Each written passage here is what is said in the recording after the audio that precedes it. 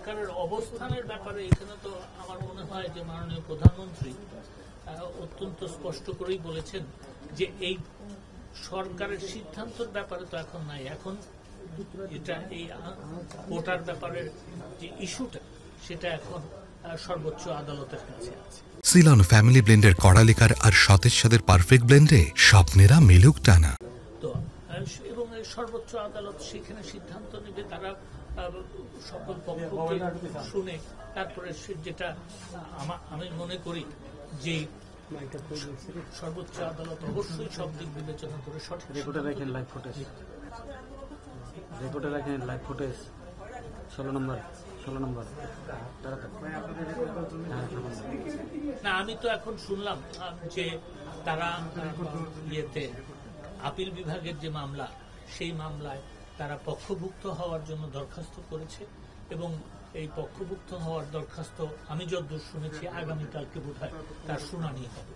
তো সেই ক্ষেত্রে আমি তো মনে করছি যে তারা সঠিক পথে হাঁটছেন, ইন দ্য সেন্স যে দেখেন আমি যতদূর জেনেছি সেটা হচ্ছে যে যখন হাইকোর্ট বিভাগে এই মামলা চলে তখন আজকে যারা কোটা বিরোধী আন্দোলন করছেন তারা কিন্তু তাদের বক্তব্য আদালতের কাছে পেশ করার জন্য বা আদালতে উপস্থাপন করার জন্য কোনো আইনজীবী নিয়োগ করেন নাই, তাদের বক্তব্য সেখানে দেন।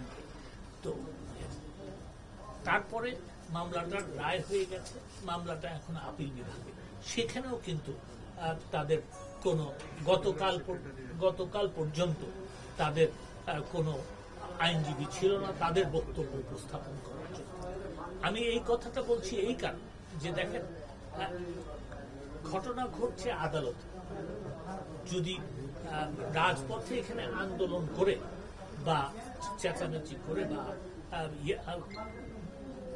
বকাবাদ্য করে এটা কিন্তু নিরসন হবে না, এবং এটা করলে যেটা হয় একটা পর্যায়ে হয়তো আদালত অবমাননাও হয়ে যেতে পারে।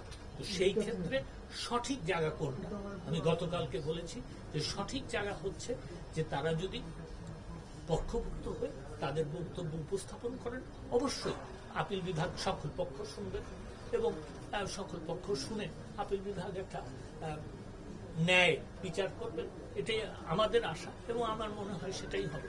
তো সেই ক্ষেত্রে আমি আজকে দেখছি যে একটা ইতিবাচক পদক্ষেপ তারা নিয়েছেন, আমি এটাকে সাধুবাদ জানাই এবং তারা যদি এবং তাদের বক্তব্য এখন তারা আদালতে দেবেন এবং আমি আশা করব যে যেহেতু তারা আদালতে যাওয়ার সিদ্ধান্ত নিয়েছেন তারা আন্দোলন উইথড্র করবে। কি সম্ভব যে আমি আবেদন করেছি আরেকজন এসে পক্ষভুক্ত হচ্ছে? ইন্টারভেনার বলে একটা শব্দ আছে ওখানে, যার স্বার্থ আছে গ্রিভড, যে তিনি যে কোনো সময় তা এই সব যৌক্তিক যে আমার বক্তব্য শোনার জন্য আমি এসছি, আমার একটা বক্তব্য এখানে কারণ আমি এটার সাথে সংশ্লিষ্ট, সেই এরকম কথা বলে যৌক্তিক কথা বলে যদি আদালতে কোনো পিটিশন দেওয়া হয় অবশ্যই সেটা আদালত বিবেচনা করবে। ধন্যবাদ। সরকারের কেউ কেউ বলছেন যে আদালতের ফয়সালা হবে, আবার কেউ কেউ বলছেন যে কোটা বিরোধী আন্দোলন অযৌক্তিক, সেই ক্ষেত্রে আদালত প্রভাবিত হতে পারে কি?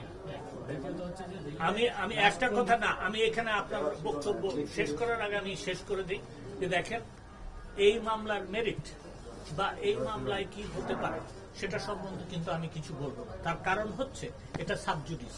যতটুকু আমি বাইরের থেকে একজন আইনমন্ত্রী হিসাবে বা আইনের দিক থেকে যতটুকু বলা দরকার আমি কিন্তু সেটা বলেছি, গতকালকেও বলেছি, আজকেও আপনাদের সামনে বললাম যে আদালতের ব্যাপার আদালতে কথা বলতে হবে, রাস্তায় কথা বললে হবে না। এবং আমি দেখছি যে আজকে তারা একটা পদক্ষেপ নিয়েছেন আদালতে যাওয়ার জন্য। আমার বক্তব্য এখানেই শেষ, বাকি আদালত দেখবে।